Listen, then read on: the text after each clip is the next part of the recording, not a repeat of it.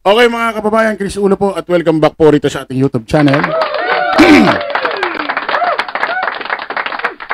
Okay, medyo liko muna tayo saglit dito ho sa lugar, lungsod ho ng Maynila. Na kung saan, nako po, naloko na. Medyo nagulat ako rito sa nakita ko kasi alam niyo naman matagal-tagal pa ho ang kailan ba umpisa ng halalan? Kailan ba umpisa ng pwede na mag tawag dito itong mga lokal? Kailan ba simula kasi ang nauna Senado mga senador nagsisimula na silang mga kampanya Yung mga lokal ba? Kalimutan ko kung kailan simula ng kanilang pangangampanya. Although wala pa hong simula ng kanilang pangangampanya. At ilang buwan pa, May. Ano ngayon? March, April, May. Matagal-tagal pa. Nako, naloko na. Eto si Mayor Hani Lacuna, ilang porsyento na lang ho ang kulang para mapantayan, malagpasan ho itong si Isko Moreno. Meron kasing isa rito, ewan ko, hindi ko kilala ito. 17%. Huwag na natin banggitin kasi ewan ko paano sumulpot ito. Eto si kasi although marami pa tumatakbo diyan, ako nakikita ko talaga naglalaban lang talaga rito na talagang mahigpit. Itong ating mayor diyan sa Maynila, si Mayor Hani Lacuna. At ito si Boy Benta. Sorry. Ito si dating mayor ho, Isko Moreno. Ang survey ho na lumalabas ngayon, na inilabas ho ng pulso ng bayan survey,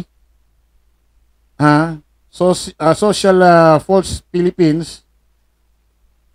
Ito hong isa na hindi ko alam saan sumulpot. 17%. Yung lalaki. Ngayon, ang pinakamataas, ito hong si Isko Moreno dumagso. 44%. Ito, putik. 39% na ho si Lacuna Hani. Mayor Hani Lacuna, yung mismong kasalukuyan noon ng mayor sa Maynila. 39%. To 44%. So, ibig sabihin, 5 na lang ho ang kulang. Naloko na. Ano na nangyari?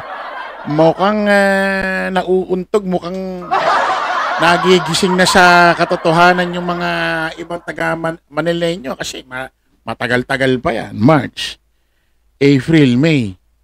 Lalo na pag nagsimula na ang kampanya.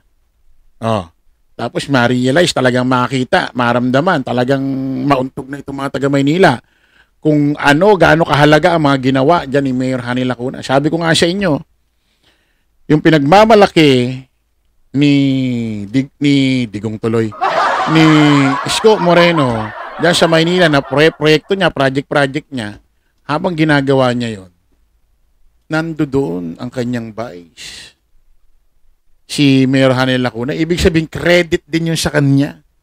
Credito rin ito kay Vice Mayor Hani Lacuna that time. Nung ginagawa ni Isko yan. Nung nangutang to si Isko, sinasabi niya, kung masama ako, masama rin sila dahil pumayag silang mangutang ako at pumirma rin sila. Diba? Ganon. So, ibig sabihin, nandoon din si Vice Mayor Hani Lacuna. Ngayon, nagbabayad na ng utang si Mayor Hani Lacuna. Binabayaran niya nagdaang administrasyon, utang ni Isko Moreno. Katulong pa ba si Isko? Wala na. Mayor Hani Lacuna na lang. Buti pa nung inuutang yun, nandoon si Mayor Hani Lacuna. Pero nagkakabayaran na si Mayor Hani Lacuna na lang. Nung mga pinatatayo ibang proyekto ni Isko, nandoon si Mayor Hani Lacuna. Nung tinutuloy yung mga proyekto ni Isko, nasa na si Isko? Wala na. Mayor Hani Lacuna na lang. Diba? Malamang yan yung mga nare-realize ng mga taga-Manileño. Na kung saan, Ito si Isko, nagpapatayo na ng proyekto, nangungutang, gano'n ang ginawa. Nagpatayo ng proyekto, nangutang. Ito naman si Mayor Hani Lacuna, yung mayor mismo kasalukuyan sa Maynila, nagpapatayo na ng proyekto, gumagawa na ng iba't ibang programa, hindi naman nangungutang. Nagbabayad naman. Ano mas mahirap dun?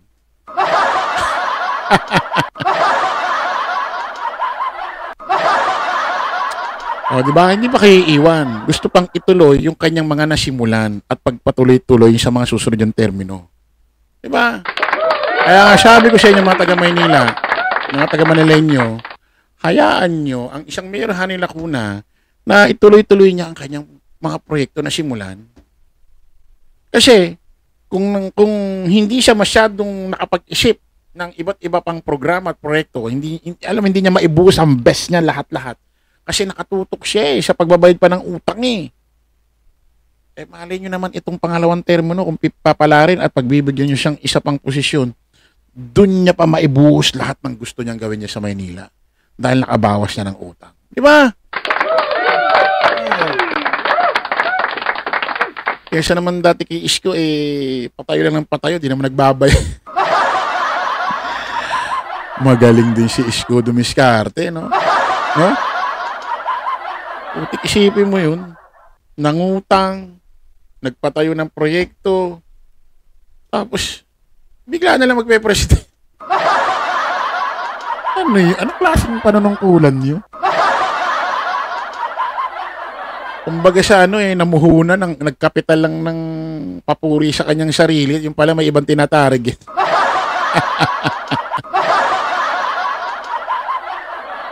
Kaya sabi ni dating Vice President,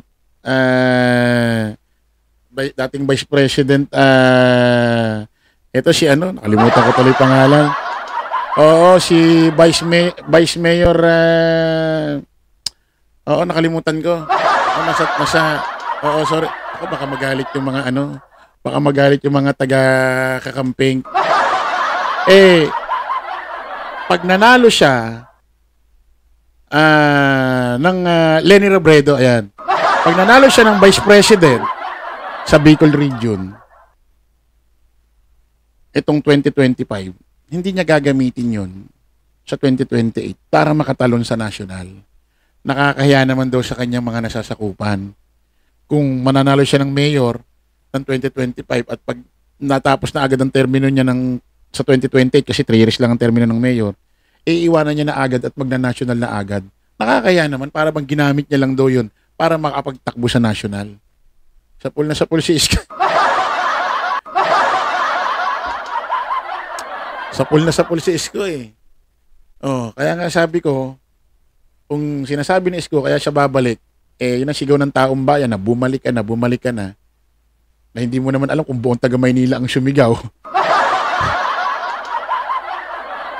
Kasi kung pag pinakinggan mo yun, para bang ang dating, bumabatay siya doon sa sinisigaw ng tao, kung anong gagawin niya sa sarili niya, kung tatakbo siya o hindi. O kaya kung ang sinasabi niya, kaya siya bumalik dahil yan ang gusto ng taong bayan, bakit iniwan mo ang taga Maynila? Sinabi mo ng taga Maynila na iwan mo kami, magpresidente ka. Kung hindi naman, bakit mo sila iniwan? Kasi ang lumalabas ngayon, kaya katatakbo, yun ang gusto ng taong bayan. Bumalik ka na. Ba't mo sila iniwan? Kung yung ba gusto ng taong bayan dati, iwan mo sila at magpresidente ka?